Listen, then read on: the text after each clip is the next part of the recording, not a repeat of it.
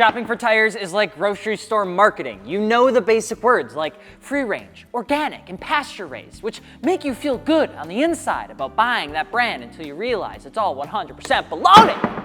Tires can be that same level of a confused, angry path of buying something you probably really didn't want to spend money on anyway, which is having you ask, quite honestly, what tires are actually best for me? Well, great news, that's what we're here talking about today. Welcome to Martini Works. I'm Alex. If you're looking for car parts, mod your car with your friends over at martiniworks.com. Now, we're boiling this video down into 4 key points. Number 1, how different types of tires actually work. Number 2, the myths around performance tires specifically. Number 3, what tires are objectively better than others and why. And then number 4, and probably most importantly, how do you get the most out of your budget? At Martini Works, we've packaged thousands of wheels and tires together at our warehouse over in Illinois, and we ship them to your door mounted and balanced for free, which means we've seen it all. We've mounted it all. Weird phrasing. And up here at Road America and USAIR, we've driven on them all too. We've tested how good the Kenda KR20A Max is on a 250 horsepower drift car, and we've taken the Continental DWS06 Plus onto the 145 mile an hour straights of Road America on a BMW M4 competition. But this video is for car enthusiasts who are serious about knowing the ins and outs of this. And by the end of it, I promise you'll know a lot more about what tires you want to buy from martiniworks.com, especially if you're trying to package them with wheels, because this might be a lot. And I'm a little sorry because I am a little bit of a nerd, but I want you to do this the right way. Now, don't worry, I've asked Brent to keep everyone's attention with the half game thing above my head just in case I start to lose you for a little bit. So if we lose Brent, you're gonna see it up here. Now, how do different types of tires actually, back down here.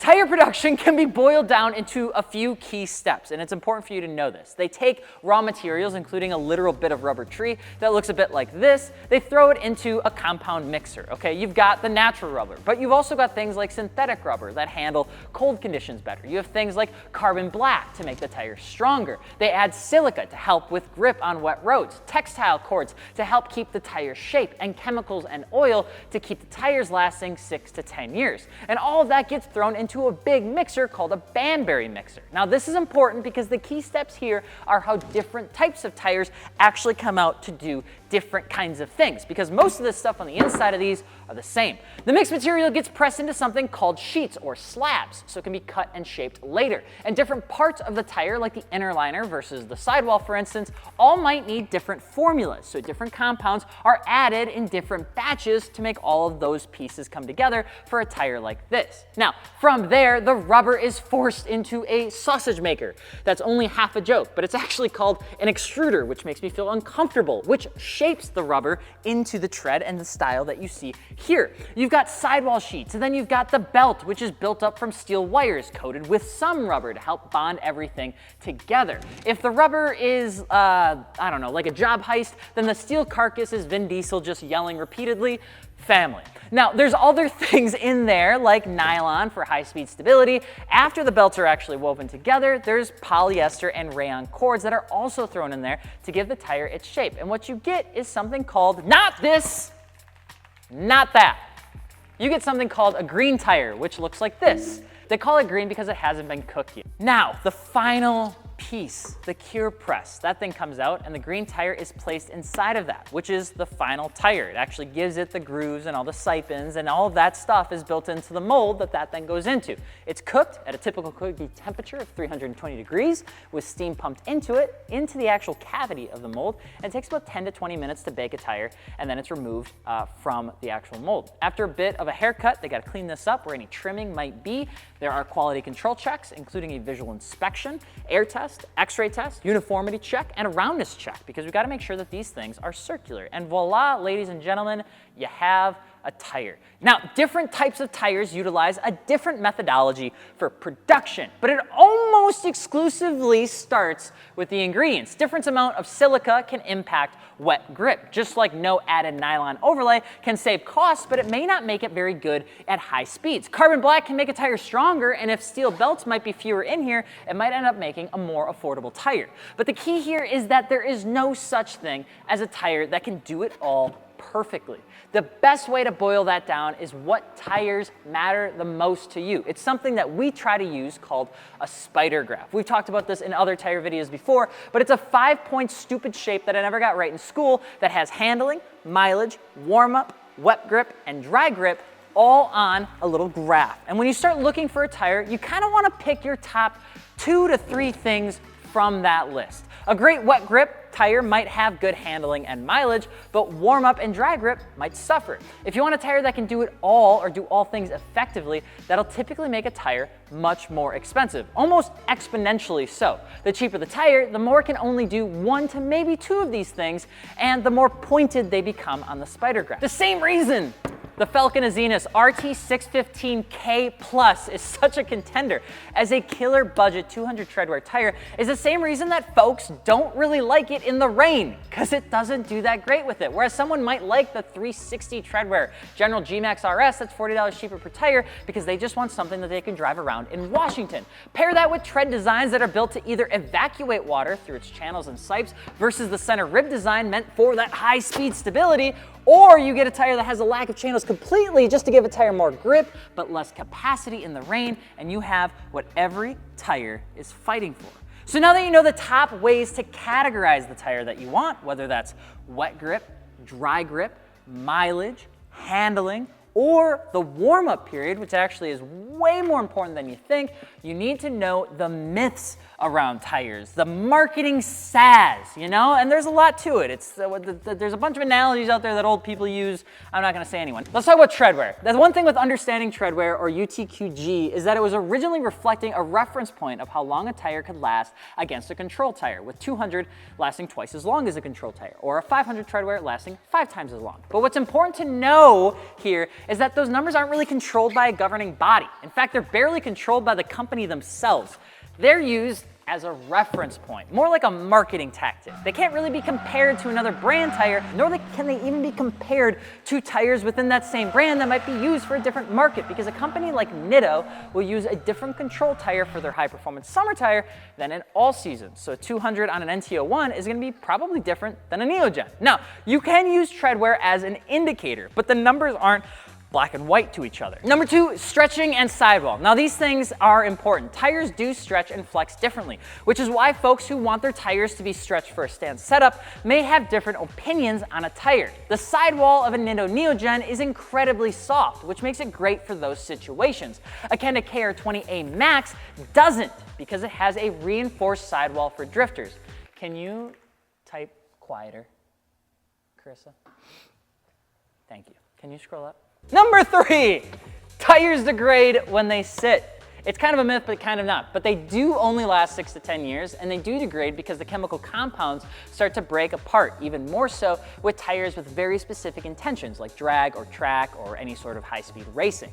Number 4, the whole all-season conversation being all seasons is really just 3 seasons. They don't really include snow or cold temperatures. They'll say that they can handle some of it, but if you have a school that cancels based on snow, you're gonna need snow tires at some point in your life, and shout out to Viking Contact 7 because it saved my marriage. Those tires are incredible. Okay, now, when deciding what tires are best for you, you're better off keeping in mind the type of tire it is, like an all-season versus summer versus winter versus just trying to buy off something like treadwear. Buying secondhand though for drifting or track racing does make sense at times, but expired tires aren't dependable tires and their performance will be bad, and a lot of times it's not a linear fall off, it's an exponential fall off. And finally, all seasons are all seasons with an asterisk around winter. So if you're trying to get something that can do it all, my recommendation is to prioritize winter performance first if you live where there's a lot of snow, and then the rest after that. Since we now know how tires are made and know how companies will make these tires fit into a few of the 5 categories using the components in different amounts, and that some of those components start to behave differently than others, especially when you start looking at sidewall or how tread rating works, or how do you know what tires are objectively better than others now that you know all of this stuff? Because it's a lot of pointless, boring stuff sometimes. In the automotive industry, boring bean counters and executives that buy $1 million sports cars and pretend to be relatable will put tires into tiers, tier 4 through 1. Tier 4 they would typically call entry level. The tier 3, they would call like category budget specific. Tier 2, they call this the land of we can't beat Michelin or Continental, but we'll try. And tier 1, they'll call this the really expensive ones. Now, unfortunately, nobody in the world uses those terms if you're actually looking to buy a tire, because that's not how normal people talk. So we changed that. We actually added some tiers onto our website at MartiniWorks. Entry level, that is just an economical brand, usually also private label or imported and focused on price above all. Then we have a new tier tag called good value. Those are the brands that balance affordability and decent performance. Solid, but not exceptional. Then we have proven performer. This is reputable brands with good performance, consistent quality, and mid to high price point typically, usually and sometimes has a warranty.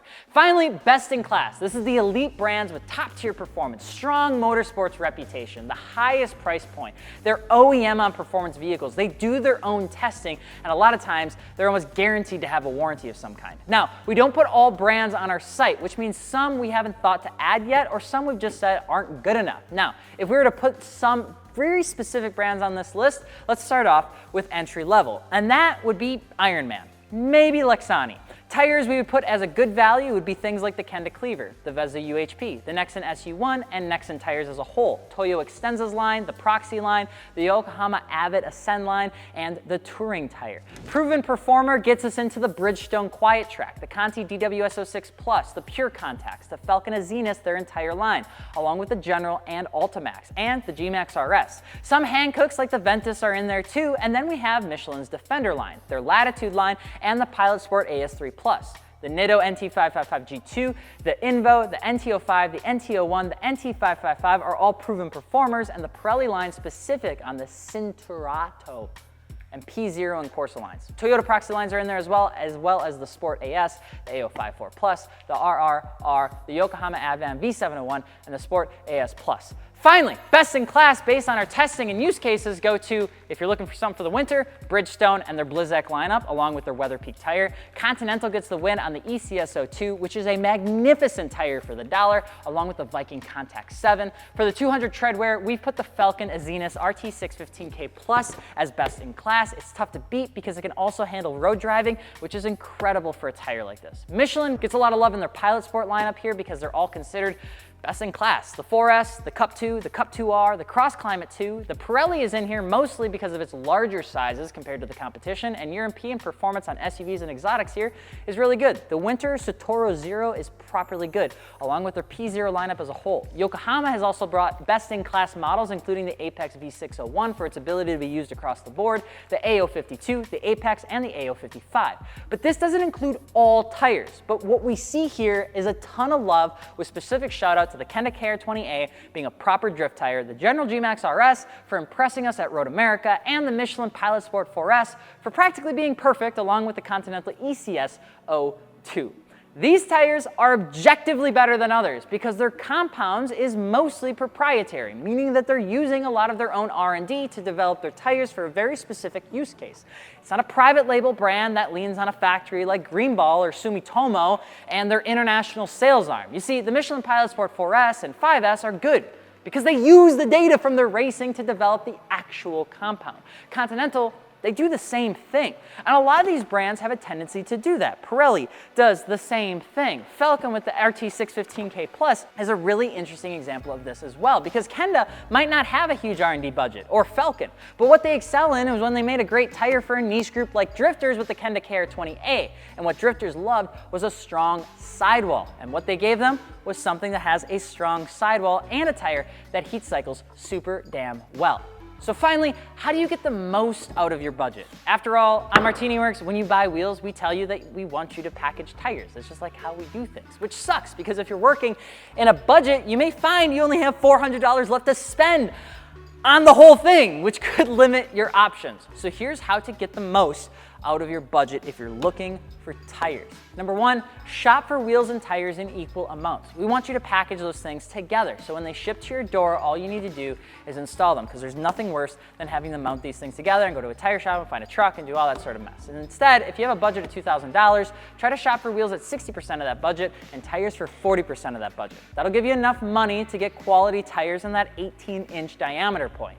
Number two, Be honest with yourself on what you actually need. Bragging about having 200 treadwear tires when you haven't used the car on track ever is unnecessary. Instead, focus on a tire that can handle the weather of wherever you live first, and then use those tires to become a better driver. Treadwear should really only be used when you want a tire that lasts a long time or you're hopping into track waters, not when you're a street car trying to brag about maybe going to the track. When you start spending more money, you need to know everything you get. Continental is an expensive tire that we promote a lot, and for good reason, because if you didn't know that they also have a free confidence plan with their tires, you're paying for something you didn't know you had. Those warranties are already baked into the total price of the tire, but if you don't buy it for that and you don't utilize all of it, it's a waste of money. You get fringe benefits on things like that too. You get like a mileage warranty, you get road hazard coverage and flat tire roadside assistance. Like that stuff is huge that I've even used. And finally, don't buy the cheapest if you can avoid it.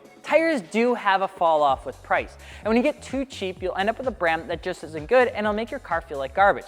Unless you're drifting them, a lot of times I really try to stay away from that. Now, my controversial take is that I'd rather see you on Vors or ESRs or budget wheels with Michelins than works with some like shitty greenball tire that's made in the worst possible way across the ocean. Future you, I think, will thank you for this because the tire is the only thing that connects you to the ground, even if you can't brag about your cool tires to your friends. And that, my friends, is how you find the right tire for you. And if you need some of my top picks that I've personally driven on and the team has, we've linked them in the description below for you to take a look at, especially if you're trying to package some wheels and tires together. Be sure to hit that up over at martiniworks.com so that we can help you mod your car the right way. I'm Alex Martini. I'm sorry for rambling. Of course, we'll see you later. Adios. Get back to clacking. I will. Thanks.